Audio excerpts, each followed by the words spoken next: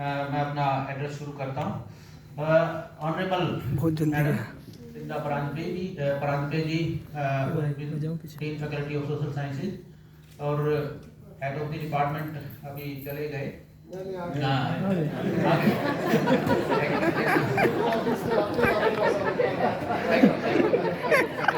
Sir भी आ गए हैं शाम से। Other dignitaries on and off the dais काफ़ी सारे लोग हैं। मैडम जो है गॉड प्रियंका सोनकर जी।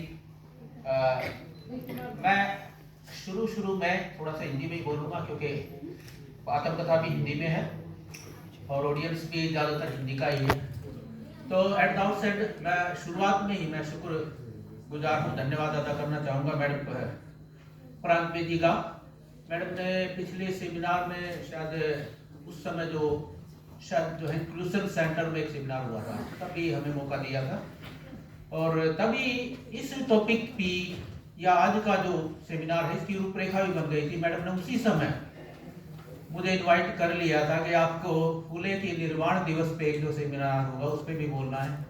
तो ये मैं आभार व्यक्त करता हूँ मैडम का, जो कि जिनको एक बहुत बड़ी उपमा भी दी गई, सावित्रीबाई फुले ऑफ बनारस, तो या बनारस हिंदू यूनिवर्सिटी। इतनी महान यूनिवर्सिटी में मैं हूँ, इतने महान व्यक्ति ने बनाया इसको, MM मालवीय।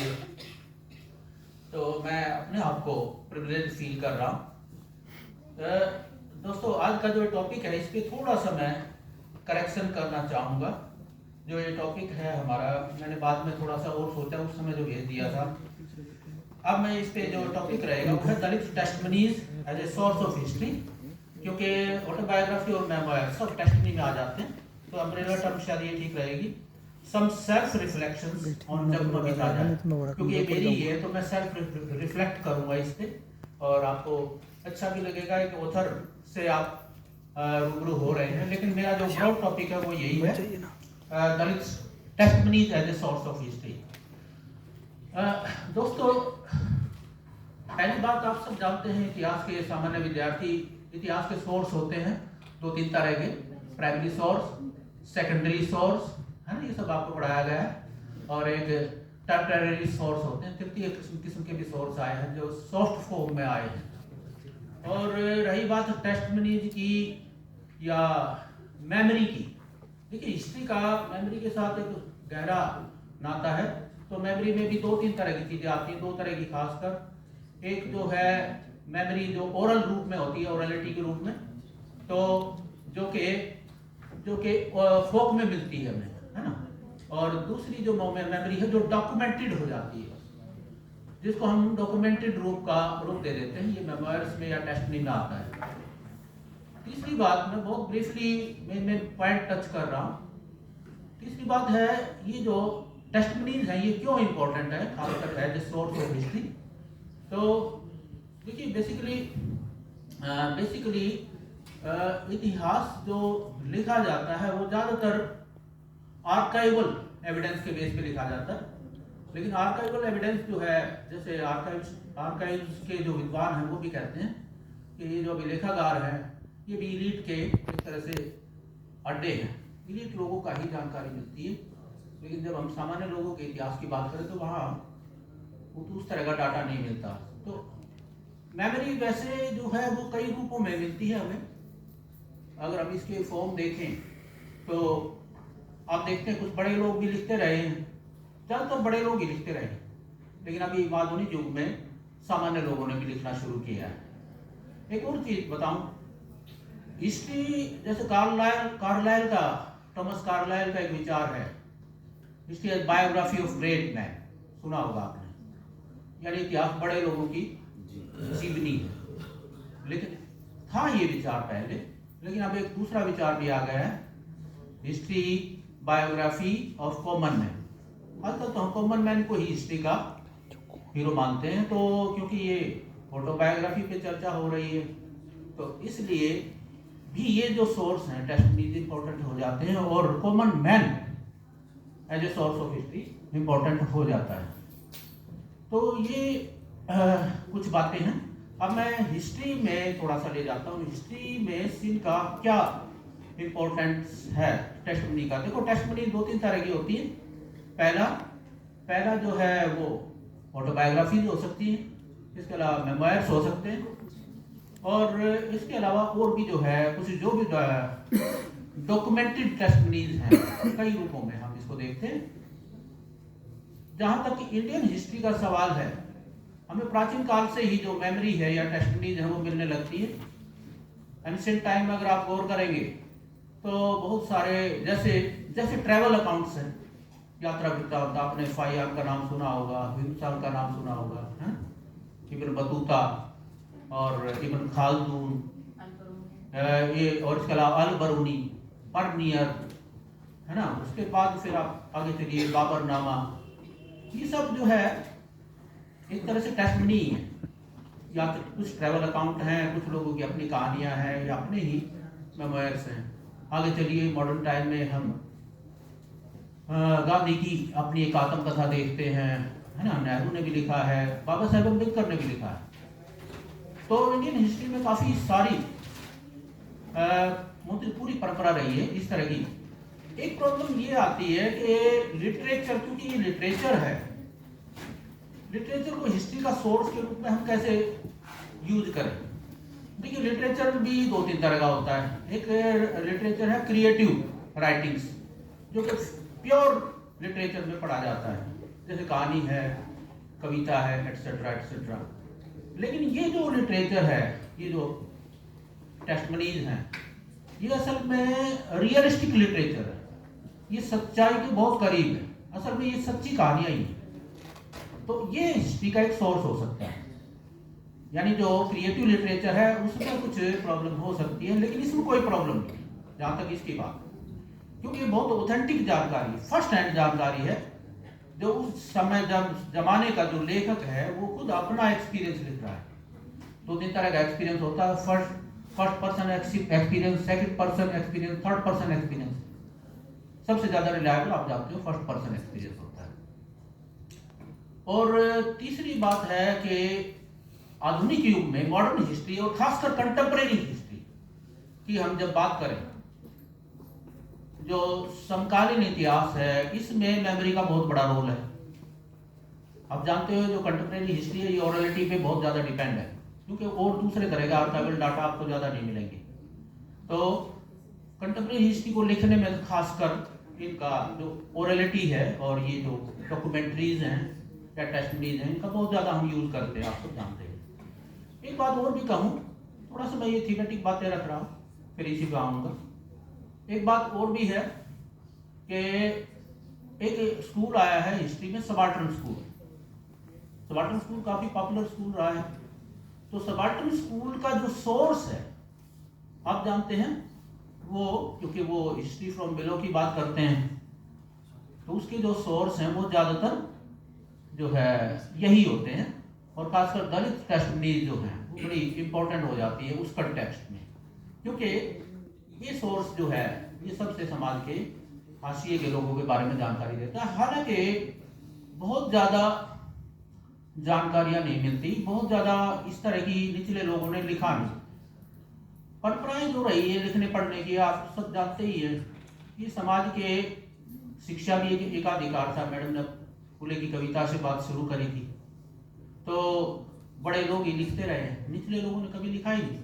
ज्यादातर तो उनका जो लिटरेचर है या जो उनकी जो मेमोरी है वो ओरलिटी में ही मिलती है। लेकिन हाँ, मॉडर्न टाइम्स में मिलने लगती है टेस्टमनी डॉक्यूमेंटेड फॉर्म में भी। कुछ लोगों ने लिखना शुरू किया, और जो सबसे ज्यादा साहित्य जो आया इस रूप में वो दलित साहित्य ही था, क्योंकि दलित वर्ग में ऐतिहासिक कारणों से बहुत सारे कारण रहे, जिनके कारण चेतना जो है वो 19वीं सेंचुरी में ही पैदा हो गई थी, फूले से लेके और अम्बेडकर और अब तक जो है काशीराम के युग से भी हम आगे आ गए हैं। तो दलित मूवमेंट अपने आप में भी एक काफी रेडिकल और प्रोग्रेसिव मूवमेंट रहा है इंडियन हिस्ट्री का। तो इसलिए ये जो सोर्स हैं ये हमारे लिए इंपॉर्टेंट हो जाते हैं। तो हिस्ट्री राइटिंग अगर आपको करनी है तो इस तरह के सोर्सेज को आप इग्नोर नहीं कर सकते। मैं थोड़ा सा इसका जस्टिफिकेशन दे रहा हूँ, ये भी हमारे लिए एक इम्पोर्टेंट सोर्स हो सकते हैं। अगर आप हिस्ट्री फ्रॉम बिलो की बात करते हैं, अगर आप नीचे से इतिहास की बात करते हैं, तो अब मैं आता हूं इन आत्मकथाओं का पर्टिकुलरली क्या महत्व है। देखिए, पहली क्या चीज है जो मैंने कही थी, ये जो आत्मकथाएं हैं और हिस्ट्री से खासकर अगर जोड़े, दलित आत्मकथाओं को खासकर अगर हम बात करें, तो पहली चीज तो ये है कि ये these autobiographies are basically और testimonies are basically the accounts of social history। ये पूरे सामाजिक इतिहास का दस्तावेज है। दोस्तों, सामाजिक इतिहास जब हम लिखते हैं, जरा गौर कीजिए, सोशल हिस्ट्री जो हम लिखते हैं और आत्मकथाएं भी जब हम लिखते हैं, सोशल हिस्ट्री इन मोमेंट्स के बगैर और इस तरह के सोर्सेज के बगैर लिखी नहीं जा सकती। और आत्मकथाओं का जहां तक सवाल है, एक बात और भी कह दूं, जो आत्मकथाएं लिखी हैं सो कॉल्ड जो इलीट लोगों ने और दलित लोगों ने, उसमें जमीन आसमान का फर्क है। वो जो आत्मकथाएं हैं वो असल में लोगों की राम कहानियां हैं, उससे ज्यादा नहीं है वो। अब मैं जब शिमला में था एडवांस स्टडी में, तो एक आत्मकथा पढ़ रहा था किसी बड़े आदमी की, तो वो कहता है कि मैंने ये किया, मैं इंदिरा गांधी से मिला, मैं जैल सिंह से मिला, फलाने से मिला। What make this any sense? मतलब अपनी कहानी सुनाते हैं, अपनी राम कहानी। लेकिन जो दलित आत्मकथा होती है, ये पूरा सामाजिक इतिहास बयान करती है। देखिए, कहानी जब लिखनी चाहिए, मैं ये कहता हूँ, बड़ी डिबेट है आत्मकथा क्यों लिखनी चाहिए। और जो है विलियम क्या नाम है वो, जो ब्रिटिश साइंटिस्ट हुए शायद हॉकिंस, वो कहते हैं कि आत्मकथाएं लिखना, वो एग्री नहीं करते आत्मकथा लिखनी चाहिए कि नहीं लिखनी चाहिए, क्योंकि अपने आप को एक्सपोज करना भी है, अपनी पर्सनल लाइफ को बिल्कुल दुनिया के सामने रख देना। और दलित के लिए वो भी मुश्किल काम है। देखिए, बड़ा चैलेंजिंग काम है। एक दलित अपने आप को पूरी तरह एक्सपोज करना पड़ता है, और ये एक्सपीरियंस ऐसा नहीं है जो एक्सपोज करने लायक हो। खासकर ये बड़ा इंसल्टिंग एक्सपीरियंस होता है, ये कोई आसान काम नहीं है। एक दलित जब कलम लेता, ओम प्रकाश वाल्मीकि ने लिखा, जब उसने प्रेरित किया था राजेंद्र यादव ने उनको, तो उसने 50 पेज लिख दिए, और उसके बाद लिखा, ये क्या लिख दिया, बड़ा इंसल्टिंग, फाड़ दिए वो पेज। फिर वाल्मीकि ने, फिर यादव ने कहा कि नहीं, लिखिए, वही तो लिखना है। फिर उसने लिखा, उसके बाद वो किसी तरह पोस्ट कर दिया, वो सब लिखा उन्होंने अपनी आत्मकथा, उसके बाद वो इतिहास है। तो क्यों लिखता है दलित लेखक? उसको बहुत हेजिटेशन होता है, ऐसी चीज बताने की है क्या जिसमें कितना अपमानजनक बातें हैं। तो वो लिखता क्यों लिखता है? बेसिकली पहला इसका जो एक पर्पज है बाकायदा। अभी मैडम जो बात कर रही थी कि उनके जो ब्राह्मण साथी हैं, उन्होंने कहा कि भी ये मेरे लिए तो नहीं है, आप मुझे क्यों कह रहे हो, ओम प्रकाश वाल्मीकि को क्यों रिकमेंड कर रहे हो? ये बेसिकली है ही उसके लिए। समझे मेरी बात? जो नॉन दलित है उसके मन में जो एंटी नॉन एक बायस है, जो उस बायस को तोड़ना ही तो है इसका पर्पज। मैं बताऊंगा आगे। तो अच्छा, दूसरा जो मैं कह रहा था कि सोशल हिस्ट्री, दलित की जो जिंदगी है ना, वो पूरे अपने जमाने के पूरे इतिहास को बयां करती है। मेरी ये जो आत्मकथा है, अगर आप इसको देखेंगे तो ये 1970 से लेके 68 में हम पैदा हुए, तो लगभग 70-75 कर लीजिए, और खासकर सन 2000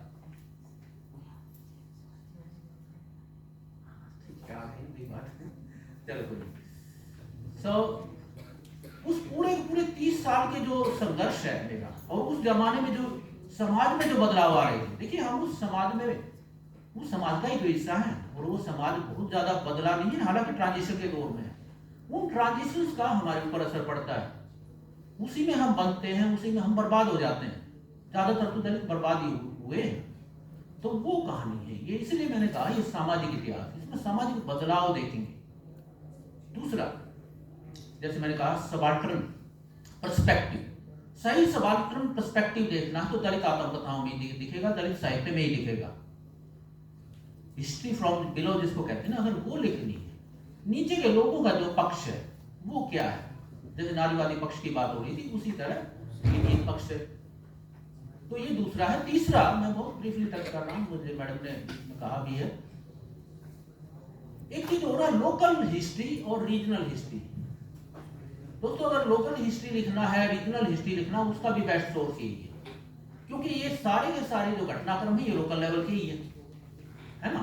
तो उन घटनाओं को बहुत बारीकी से देखना है, भारतीय समाज को निचले स्तरों पे जाके देखना, स्थानीय स्तर पे जो घटनाएं घट रही है वो देखनी है, तो भी आपको दलित आत्मकथाएं आपके काम आती है। और चलिए आगे, एक और चीज जो है idea of progress. Idea of progress, इतिहास का मतलब idea of progress is enshrined in the rational of history. वो आइडिया ऑफ प्रोग्रेस भी यहां पे मिलेगा कि किस तरह से हम सोशल इनजस्टिस से और एक ह्यूमन लिबरेशन की ओर बढ़ रहे हैं। खासकर इंडिया में प्रोग्रेस किस तरह से हुई है, इतिहास हमेशा बेहतर की तरफ गया है, और प्रोग्रेसिव आइडियोलॉजी भी इसमें आपको मिलेगी। कंजर्वेटिव आइडियाज के खिलाफ पूरा स्ट्रगल वो हम लोग ही तो देखते हैं। एक चीज और है जो दलित ऑटोबायोग्राफी है, these are the legends of life struggles of common man. मतलब ये गाथाएं हैं, दंत कथाएं हैं एक तरह से, इनको आप पढ़ोगे इनमें इतना कुछ है, और ऐसी ऐसी चीजें जो रोंगटे खड़े कर देती है। तो इतना कोई आसान है कि लाइफ बना ले। अब मुझे हेड में और टाइम में जो देख रहे हैं, इतना आसान सफर नहीं था। कैसे, मैं खुद हैरान हो जाता हूँ। हालांकि मैं अतिशोक्तिपूर्ण लग सकती है आपको बात, हो सकता है मैं अतिशोक्ति करता हूँ, लेकिन सचमुच मुझे ये लगता है कि मैं कहाँ पैदा हुआ और कहाँ पहुंच गया। कई लोग कहते हैं बड़ा आदमी बन के आत्मकथा लिखनी चाहिए। मुझे तो ये लगता है दलित का, जब कोई दलित खासकर जब कामयाब हो जाता है, किसी तरह अपनी लाइफ बना लेता है, यही अपने आप में बड़ा आदमी बनने का उसे कम उपलब्धि नहीं है। इसलिए हर एक दलित को, खासकर जिसने वो देना, लिखना चाहिए। इसी तरह और चीजें भी हैं इसमें, जैसे मैं खासकर अपनी आत्मकथा की बात करूं तो मैंने बताया कि पर्पज क्या है, इसका उद्देश्य क्या है। तो उद्देश्य की बात थोड़ी सी मैंने कर भी ली। असल में जब मैं शिमला में था तो प्रांत साहब ने कहा कि अच्छा है आपने अपनी कहानी लिखी, उन्होंने इंस्पायर किया था जो डायरेक्टर थे। अच्छा आपने अपनी कहानी लिखी, थोड़ा सा दुख हल्का हो जाता है। मैंने कहा सर हो सकता है साहब दूसरे सिचुएशन में ये बात सही हो, लेकिन ये एक्सपीरियंस उस तरह का नहीं होता। वही बात जो मैं पहले कह चुका हूं, हम प्रकाश वाल्मीकि ने जब लिखा तो इतना ट्रॉमेटिक एक्सपीरियंस हुआ। ये एक दोहरा ट्रॉमेटिक एक्सपीरियंस है, एक बार झेला, दोबारा फिर जब आप लिखते हो झेल रहे। इसका उद्देश्य सिंपैथी पाना नहीं है, क्योंकि वो तो हम दोबारा फिर उस पीड़ा से गुजर रहे हैं। इसका उद्देश्य है एक सिविल सोसाइटी बनाना। ये बात थोड़ा जरा आप ध्यान दीजिए। एक सभ्य समाज, ये है हमारा उद्देश्य, कि हमें ये समझ में आए। कभी गांधी भी कहते थे अब छुआछूत तो पुरानी बात हो गई, शायद आखिरी दिनों में है, लेकिन आज भी भारत के शहरों में, ये मेरी कहानी ज्यादातर दलित आत्मकथा है, ग्रामीण बैकग्राउंड की आती है, लेकिन ये शहर में पनपती है। रोहतक से जहां मेरा जन्म हुआ, तो कुरुक्षेत्र विश्वविद्यालय में जाने तक का खासकर सफर है इसमें, यानी मेकिंग ऑफ माई लाइफ। और शहर के बीचों बीच, रोहतक शहर के बीचों बीच मेरा जो स्कूल था, खासकर वहां मुझे कैसे द्रोणाचार्य मिले। उन द्रोणाचार्य ने कितने अपमानजनक, मतलब देखिए दलित लोग बच्चे ज्यादातर पढ़ाई को छोड़ना पड़ता है उनको। क्यों छूटती है उनकी पढ़ाई? टीचर लोग प्रोत्साहित नहीं करते हैं, हमें रोकते हैं, चाहे हम इंटेलिजेंट भी हो। मेरे साथ मेरे पर मार पड़ी। मेरे खुद ब्राह्मण टीचरों ने या दूसरी हाई कास्ट के टीचरों ने, कई टीचर ऐसे थे जिन्होंने मेरे इंटेलिजेंट होने के कारण मुझे प्रताड़ित किया। आप सोच सकते हो, वो मैंने इसमें बातें लिखी। तो वो चीज एज इट इज मौजूद है जहन में, उसको लोगों को रियलाइज कराना है, एहसास कराना। तो एक पर्पज ये है। एक चीज और है, अभी जो बात हो रही थी, बस आखिरी पॉइंट पे आ रहा हूं। जख्म अभी ताजा है, ये टाइटल क्यों दिया? जैसे मैडम भी कह रही थी, ये देखिए जितनी भी दलित आत्मकथाएं हैं, इनके टाइटल में एक बात कॉमन होती है, इसमें कहीं ना कहीं जख्म उभर के आता है। ये जख्म बढ़ता ही नहीं। मैं एक किस्सा बताता हूँ थोड़ा सा, क्यों ये टाइटल रखा मैंने। मैं ICH4 में गया हुआ, वहां मुझे मतलब सीनियर हैं, बड़ी डीन रह चुके हैं, तो बुला लेते हैं। तो मुझे एक मैडम मिली, मिश्रा मैडम, जरा गौर कीजिए। वो फेमिनिज्म पे काम भी कर रही है, फेमिनिस्ट लगती थी उनकी बातों से। और मेरी जब आत्मकथा का जिक्र चला तो उसने कहा, डॉक्टर साहब ये आपका जख्म बढ़ता क्यों नहीं? तो मैंने मिश्रा मैडम से कहा, मैडम आपके सवाल का जवाब दूंगा, लेकिन जरा मुझे ये बता दीजिए, आप जेंडर पे काम करती हैं पैट, हाँ, तो आप जरा ये बता दीजिए क्या पैट्रियार्की खत्म हो गई? तो मैडम शॉक होकर रह गई, स्तब्ध हो गई, बोली नहीं सर, पैट्रियार्की तो बिल्कुल भी खत्म नहीं हुई। मैंने कहा exactly, you are right, patriarchy खत्म नहीं हुई, लेकिन ये बात तो आपको समझ में आती है बीइंग ए विमेन।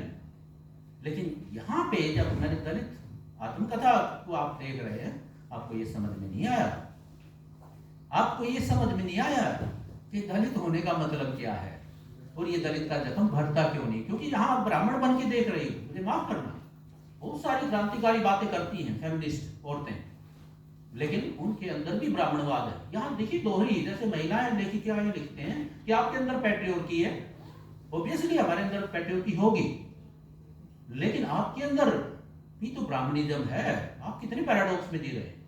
हम अपनी पैट्रियार्की से लड़ रहे हैं, क्या आप भी लड़ती हैं आपके अंदर के ब्राह्मणवाद से? ये सवाल है।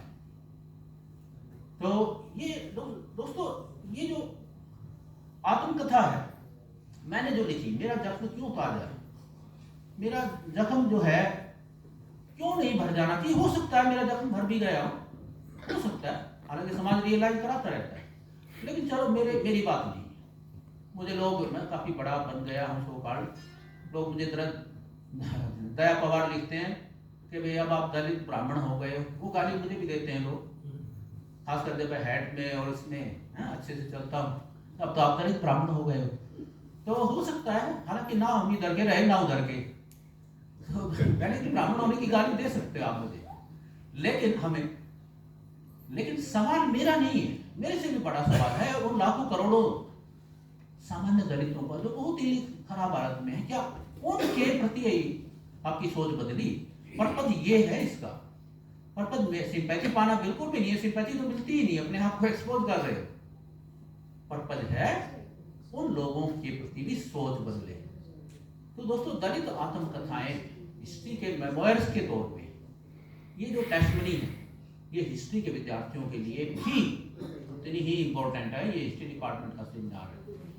और दूसरा जो दलित आत्मकथाएं हैं, ये आपको सबाल्टर्न पर्सपेक्टिव देती हैं, उन्हीं लोगों का पर्सपेक्टिव देती हैं। और तीसरी बात, मेरी जो अपनी कहानी है, मैंने बहुत सारे प्रश्न छोड़ दिए हैं, मुझे लग रहा था शायद कुछ बातें बताने का मौका मिल जाएगा, मैडम ने भी थोड़ा सा टच किया है। तो मेरी जो कहानी है इसमें आपको हालांकि वही एक्सपीरियंस मिलेगा जो मैडम बता रही थी।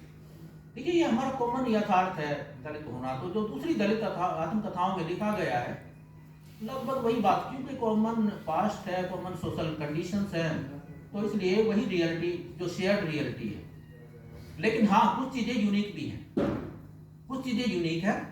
जैसे यूनिकनेस मैंने बताया, हरियाणवी जो आत्मकथा है, हरियाणवी माहौल है। हालांकि कौशल्या जी ने लिखा उनकी पहले छप गई, लेकिन मैंने लिख पहले दी थी, फिर वो बीच में कोविड आ गया, मेरे पब्लिशर ने इसको पाइपलाइन में डाल दिया। मैं वेट भी करता रहा, हिंदी में पब्लिकेशन अच्छा है, तो मैंने कहा उससे आएगी थोड़ा लोग चर्चा, बड़े शोकांड जो मेन स्ट्रीम के लोग हैं वो भी इसको भी चर्चा करेंगे, सीरियसली लेंगे।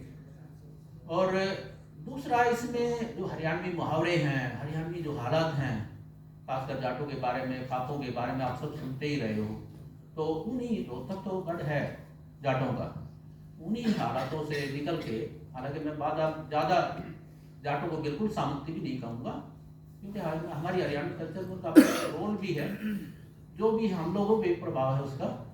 तो एज ए डोमिनेंट कास्ट, तो हालांकि जो डोमिनेंट कास्ट होती है उसके पास, जैसे आपने सवाल उठाया था ना, जाति क्यों छिपाते हैं। देखिए, एक पियरे बोर्डियो हैं, फ्रेंच थिंकर, आपने सुना होगा पढ़े लिखे लोगों ने खासकर, तो वो कहते हैं 3 तरह की कैपिटल होती है, एक इकोनॉमिक कैपिटल, दूसरी सोशल कैपिटल, तीसरी कल्चरल कैपिटल। सोशल कैपिटल का उदाहरण है जातियां, जाति व्यवस्था, खासकर ऊंची जातियों के पास और डोमिनेंट कास्ट के पास सोशल कैपिटल होती है, उनको फायदा होता है उसका। मान लिया ब्राह्मण है, गर्व से बताते हैं मैं ब्राह्मण, क्योंकि फायदा मिलता है। आप डोमिनेंट कास्ट हो, जाट हो या मराठा हो, तो सोशल कैपिटल है। लोग कहेंगे चौधरी साहब बैठिए, हमारे एरिया में डबल पावर हो जाती है, लेकिन हमारे पास नहीं है ये कैपिटल। देखिए मैं कितना ही काबिल हूँ, कितना ही जो है बड़ा स्कॉलर माना जाता हूँ, लेकिन जैसे ही हम अपनी जाति बताते हैं हमारी आधी आधी पावर खत्म हो जाती है। यहाँ उल्टा है, यहाँ सोशल डिसेबिलिटी बन जाती है, कैपिटल नहीं, यहाँ डिसेबिलिटी हो गई, इसलिए छिपाते हैं लोग। हालांकि छिपाना इसका सॉल्यूशन नहीं है, सॉल्यूशन भी है गर्व से अपने आप को बताना। और भी काफी सारी इसमें यूनिकनेस मिलेंगी, इसमें एक रॉ एक्सपीरियंस मिलेगा। हालांकि ज्यादातर दलित आत्मकथाएं वो काफी कम उम्र में लिखी गई हैं। कुछ लोग जैसे लिम्बाले का नाम आपने लिया, तो उसने बहुत ही मतलब उसी एज में जैसे लाइफ बनाई तो लिख दिया। दलित आत्मकथाओं का अपना एक सौंदर्य शास्त्र जिसकी बात होती है ना, इसमें गाली गलोच और वो भाषा, तो जो शरण कुमार लिम्बाले की अगर आप पढ़ो और भी कई आत्मकथाओं का जिक्र अगर आप करो तो उसमें इस तरह की शब्दावली मिलती है। तो लेकिन ये समाज का यथार्थ है, ये भाषा, इस तरह की जो भाषा है वो यूज होती है, लोग हैरान हो जाते हैं किस तरह की भाषा है, लेकिन समाज का सौंदर्य शास्त्र यही है, तो इसको भी स्वीकार करना पड़ेगा। हालांकि मैंने थोड़े से मैच्योर स्टेज में लिखी है, मैं 50 से ऊपर का हो गया था तब लिखी है, प्रोफेसर भी बन गया था, डीन तो बाद में बनाऊं, सीनियर प्रोफेसर था, एडवांस स्टडीज में पहुंच गया था, तो काफी रिफाइंड, इसकी लैंग्वेज थोड़ी सी रिफाइंड जरूर मिलेगी, लेकिन एक्सपीरियंस वही है। हालांकि थोड़ा सा एक मैच्योर, इसमें मैच्योरिटी जरूर मिलेगी। एक चीज और भी है, घटनाएं ज्यादातर भूल गया था मैं, और इसके कारण बहुत सारी वो चीजें नाम नहीं भी आई हूँ, लेकिन हाँ एक मैच्योर स्टेज में लिखी गई है, इसलिए इसमें अति शोक्ति या अति रंजनाओं से मैं बच भी गया हूँ। तो कई सारी इसकी आप उस तरह से विशेषताएं देख सकते हैं। एक और विशेषता जो मैंने बताई कि ज्यादातर ग्रामीण बैकग्राउंड की होती हैं, तो लेकिन ये एक शहरी दलित की, और खासकर एक ऐसे दलित की आत्मकथा है जो कि कभी चाय के कप जो है वो लोगों को सप्लाई करता है, उनको धोता भी है, ऑब्वियसली टी को ऐसे सुने होंगे ना जगह जगह, भैया चाय पिलाओ, उसके रूप में भी काम किया है। शहर में कोका कोला, कैंपा कोला की एक एजेंसी थी, उसमें भी काम किया है। ऐसे बोतलें फट फट के लगती थी, मेरे हाथों पे भी निशान है। एक मजदूर के रूप में भी काम किया है, दिहाड़ी मजदूर के रूप में, घर बनाते हैं जैसे, और दुकानों पे भी काम किया है। शहरों में किस तरह से, और ये सब काम में करता रहा MA MPhil तक, मतलब जब तक JRF क्लियर नहीं कर लिया तब तक ये स्ट्रगल चलता है खासकर। तो इस तरह का एक्सपीरियंस आपको मिलेगा। और मैंने बताया स्कूल, मैं कहता हूँ कि द्रोणाचार्यों के अड्डे, हमारे लिए द्रोणाचार्य इसको कोई माइंड मत करना, ब्राह्मणिकल कल्चर में आदर्श टीचर माने जाते हैं, लेकिन उसके साथ उसके माथे पे कलंक भी है, उसने एकलव्य के साथ भेदभाव किया। वही सोच लेके आज भी बहुत सारे टीचर जीते हैं। इसलिए देखिए, जब मुझे कहा गया मेरे टीचर ने कि भी आप पढ़ाई में होशियार होने के कारण पीटा गया, तो उसने सिर्फ पीटा नहीं, उसने एक बहाना निकाल लिया, वो आप पढ़ना, इसमें एक बहाना निकाल लिया। और मैं उनके सवाल का उस समय जवाब नहीं दे पाया क्योंकि उसी समय लिखवाया था। तो मुझे जो कहा वो शब्द, उसने 4 डंडे मारे, वो भूल सकते हैं समय के साथ, जो कहा वो कभी नहीं भूल सकता। उसने कहा सारा चमार गिद्धल ज्यादा होशियार बनता है। अब जरा सोचिए मेरा कसूर क्या था, मैं उस दिन एक बार मन पे मेरे पे क्या गुजरी होगी, मैं यही सोचता रहा, पूरा दिन रोता रहा, मेरा क्या कसूर था, होशियार होना कसूर है या दलित होना, चमार होना कसूर है? ये दलित होता क्या है, चमार होता क्या है? और वो बात दोस्तों, मुझे बात माफ करना, थोड़ी सी बहुत ही पर्सनल सी बात बता रहा हूँ, थोड़ा सा भावुक भी हो जाते हैं लोग। वो बात मैंने अपने पेरेंट्स को भी नहीं बताई। मेरे पिताजी जो है, हालांकि वो मेरे आइडल भी हैं, लेकिन वो एक मामले में बड़े सख्त थे। टीचर्स को ये बोल के आते थे कि भाई इनको मारना, आपकी भी शायद जो मेरी पीढ़ी के लोग हैं ना, पेरेंट्स ऐसे ही थे, वे ताकि ये पढ़ जाए, और मारने पे हम इसकी साइड नहीं लेंगे। अपने बाप से बताऊं तो डर लगता है घर में पिटाई होगी, माँ से बताऊं किससे बताऊं, किसी को भी नहीं बता पाया। वो इस किताब में आया है वो प्रसंग, जो है जो ये हुआ मेरे साथ, क्या मानसिकता रही होगी। मैं पढ़ाई छोड़ना चाहता था, लेकिन पिताजी का डर था, अच्छा ही रहा, पिताजी का डर था तो पढ़ाई करी हमने। तो ऐसे ऐसे एक्सपीरियंस आपको इसमें जो रो एक्सपीरियंस है या जो बड़े ही मतलब समाज को एक्सपोज करते हैं वो मिलेंगे। दोस्तों, दलित आत्मकथाएं मैं फिर कह रहा हूँ सबके लिए है, खासकर सो कॉल्ड नॉन दलित के लिए, सवर्णों के लिए। हम एक हमारा पर्पज है एक सिविल सोसाइटी बनाना, वो पर्पज पूरा करती हैं। और इस तरह का लिटरेचर लिखा जाना चाहिए, खासकर जो विक्टिम्स हैं, क्योंकि victimisers are victimising the victim till death. आज भी ये होता है। और विक्टिमाइजर कई तरह के हैं। विक्टिमाइजर ज्यादातर वही हैं जो सो कॉल्ड डोमिनेंट कल्चर के हैं, लेकिन विक्टिम्स कई तरह के हैं। विक्टिम कई तरह के हैं, दलित भी हो सकते हैं, महिलाएं भी हो सकती है, विक्टिम जो है सो कॉल्ड थर्ड जेंडर के लोग भी हो सकते हैं, और भी लोग हो सकते हैं तरह तरह के। कॉमनल बेस पे भी लोग विक्टिम होते हैं, है ना, रेशियल बेस पे भी होते हैं। हमने तरह तरह के वी एंड दे बना रखे हैं। असली बात तो ये है, कहीं रेस के आधार पे, कहीं नस्ल के आधार पे, कहीं जात के आधार पे, कहीं धर्म के आधार पे, कहीं राष्ट्रीयता के आधार पे भेदभाव होते हैं जात। तो इन सारे के सारे बायसेस से लड़ना हमारा पर्पज है, कलेक्टिव पर्पज ये है। लेकिन इसमें खासकर जो एंटी दलित बायस है, इसको गहराई से समझाना और एक प्रोग्रेसिव आइडिया ऑफ प्रोग्रेस जो है ना, हिस्ट्री का जो सेंट्रल आइडिया है, उसकी तरफ पढ़ना, ये इन आत्मकथाओं का पर्पज है। तो मुझे ध्यान से सुना आपने, शाम तक बैठे हैं, मैं धन्यवाद अदा करूँगा। खासकर मैडम को अगेन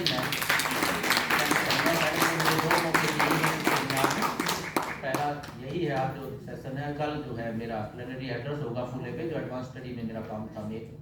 तो किसी का कोई सवाल है तो वो भी मैं ले सकता हूँ, टाइम ज़्यादा हो गया है वैसे। सर, मेरा सवाल तो नहीं है, लेकिन हम कुछ ऐड करना चाहते हैं। हाँ, कि जो वर्चस्ववादी जो डोमिनेंट कल्चर होते हैं ना, वो तीन चीज बहुत अच्छे से क्रिएट करते हैं।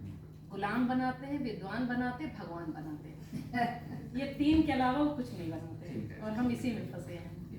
चलो, किसी का कोई और ऑब्जर्वेशन या कोई बात है? कोई सवाल तो नहीं किसी का?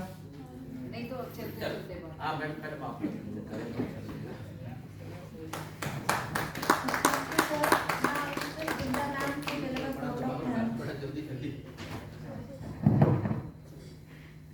सबसे पहले मैं चंद सर से क्षमा प्रार्थी हूँ कि और थोड़ा सुनने का अगर समय होता तो हम ज़रूर सुनते सर। कुछ बाध्यताएं हैं विश्वविद्यालयीन व्यवस्थाओं की। मुझे एक बात की बहुत खुशी है कि मेरी दोनों सखियाँ प्रतिमा जी और प्रियंका जी, उन्होंने इतना गंभीरता से इस विषय को लिया, उसके ऊपर प्रयास करके किताबें खुद अपने से खरीद के लेके और उसके ऊपर एक अपने वक्तव्य तैयार किए। इस तरह की जो एक गंभीरता से लेने की ये जो एक परिपाटी है, वो मुझे लगता है कि सबके लिए बहुत ही अनुकरणीय है। और उसके लिए विशेष विशेष विशेष रूप से प्रियंका मैडम को और प्रतिमा मैडम को मैं धन्यवाद देना चाहूँगी। और प्रोफेसर घनश्याम को मैं कहती हूँ कि अब प्रियंका मैडम से आपका पर्सनल परिचय भी हो गया, तो इतिहास विभाग के साथ रास्ते के इस पार उस पार नहीं, सेम बगल में पड़ोसी है। और कई मुद्दों पे भी हम प्रियंका मैडम को सुन सकते हैं। प्रतिमा मैडम तो हमारे ही संकाय की है, क्योंकि समाजशास्त्र की है, तो इनको हम जरूर इतिहास विभाग में और उनकी बातें सुनेंगे और उनको बुलाएंगे। खास तौर पे जब इतिहास में हम नारीवादी इतिहास चिंतन के ऊपर पढ़ाते हैं पाठ्यक्रम, तो साहित्य के परिदृश्य से हमें किस तरह से जानकारी मिलती है, इसके ऊपर प्रियंका मैडम से हम और बात सुन सकते हैं। और समाजशास्त्रीय विश्लेषण तो इतिहास के लिए कई बार नींव का काम करता है, तो प्रतिमा मैडम को भी हम ज़रूर मौका देंगे और हमारे विद्यार्थियों से बात करने का। जहाँ तक प्रोफेसर चाहे की बात है, सर बहुत बहुत हृदय से आपका धन्यवाद, क्योंकि ये तो साहित्य मेरा या प्रोफेसर घनश्याम जी का भी खास एरिया नहीं है, तो दलित आत्मकथाओं के बारे में महाराष्ट्रीयन हूँ, इसलिए कुछ दलित आत्मकथाएं हमारे सहज रूप से परिचित हो जाती है, लेकिन विशेष रूप से उसके ऊपर मैंने कभी ध्यान नहीं दिया था। तो आपने एक यहाँ हमें इस तरह की चर्चा का मौका दिया, इसके लिए सबसे पहले धन्यवाद। और फिर आपकी स्वयं की जो अनुभूति थी उससे आपने हमें अवगत कराया। मैं तीनों के लिए एक बात कहना चाहती हूँ कि आई एम श्योर कि आपके मन में ये आया भी होगा और नहीं बोल पाए होंगे, फिर कभी हम इसके ऊपर बात करेंगे।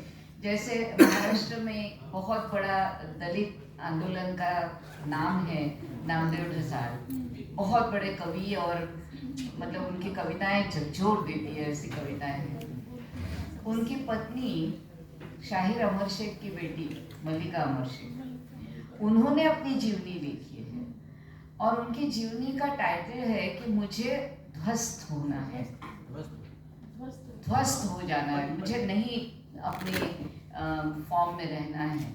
और उसमें उन्होंने इतने अपने चोटिल करने वाले अनुभव जो है वो सब अपने आत्मनिवेदन में लिखे हैं। तो जो कुछ एक मात्रा में प्रतिमा मैडम ने भी इसकी बात की, कुछ एक मात्रा में प्रियंका मैडम ने भी इससे बात की कि हम दलित की परिभाषा कैसे कर रहे हैं और किस तरह से इसका जो दायरा है वो हमें बढ़ाना होगा या अलग तरीके से समाज के इस वर्ग व्यवस्था को और गहराई से समझना होगा। क्योंकि जैसे मैंने अभी हाल ही में एक बात पढ़ी जो स्त्री विमर्श के लिए मेरे ख्याल से बहुत महत्वपूर्ण हो सकती है कि पाब्लो नेरुदा इतने संवेदनशील कवि और ख़ास तौर पे हाशिए के लोगों की आवाज़ बन के उन्होंने जो इतनी कविताएं लिखी और नोबेल प्राइज विजेता भी हो गए, लेकिन उनका अपनी पुत्री के साथ जो व्यवहार था, जो शारीरिक रूप से कमज़ोर थी, दिव्यांग थी, तो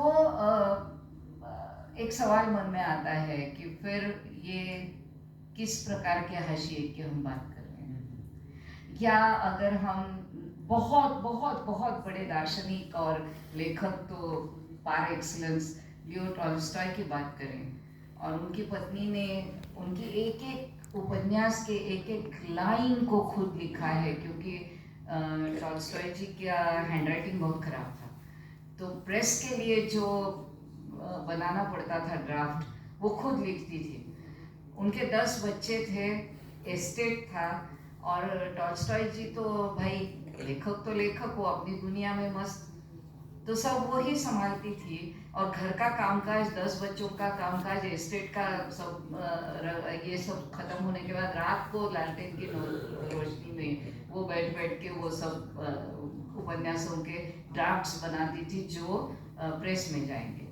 लेकिन प्रेस में जाने के पहले टॉल्स्टॉय जी फिर उसके ऊपर अपनी कलम चलाते थे और वो बहुत अपनी गंदी हैंडराइटिंग में उसमें कुछ कुछ स्क्रिबल करते थे, फिर उनको वो पन्ने लिखने पड़ते थे, और इस तरह से काफ़ी सारा। और एक दिन फिर उन्होंने कहा कि ये सब अब मैं इस संसार से मुक्ति चाहता हूँ, ये सब घर परिवार रिश्ते नाते वगैरह, और मैं सेक्लूजन में जाना चाहता हूँ। और फिर उन्होंने अपनी सब प्रॉपर्टी दान कर देने का डिसाइड किया। तब उस महिला ने जो संघर्ष किया, तो मेरे कहने का मतलब है कि जितनी परतें आप देखेंगे और जितनी आत्मनिवेदन पर साहित्य को आप पढ़ेंगे, तो नए नए नए नए इसके जो तरीके हैं या प्रकार है वो सामने आते रहते हैं। और मैं प्रतिमा मैडम से अभी इस बात से संपूर्णतः एग्री करती हूँ कि या तो उन्होंने विद्वान बनाए या तो गुलाम बनाए। तो मेरे कहने का मतलब है कि ये व्यवस्था का रूप समझने में ही जिंदगियाँ हमारी खत्म हो रही है। कभी वो रोशनी आएगी जब उसके खिलाफ आंदोलन करने के लिए एक सही ताकत सब जुटा पाएंगे। लेकिन ये हमारा एक बहुत हम्बल प्रयास था। मैं एक बात कहना चाहती हूँ कि बार बार बिंदा मैडम कहा जा रहा है, मुझे बहुत संकोच हो रहा है, क्योंकि सबसे पहले तो ये सेमिनार संभव ही हुआ प्रोफेसर घनश्याम जी की वजह से। क्योंकि हुआ ये कि हमें when I was a dean तो इसकी रूपरेखा बनाई थी और फैकल्टी के पीपीसी से उसको पास कराया था और ये हुआ था कि ये फैकल्टी का प्रोग्राम हुआ। हालांकि उस दिन से जानकारी थी क्योंकि 31 अगस्त को मेरा डीनशिप खत्म हो रहा था और ये नवंबर में करना था, लेकिन मुझे ऐसे लगा कि भाई फैकल्टी का प्रोग्राम है, फैकल्टी में हो जाएगा और उसमें हम लोग सब मिलके काम करेंगे। लेकिन अनफॉर्चुनेटली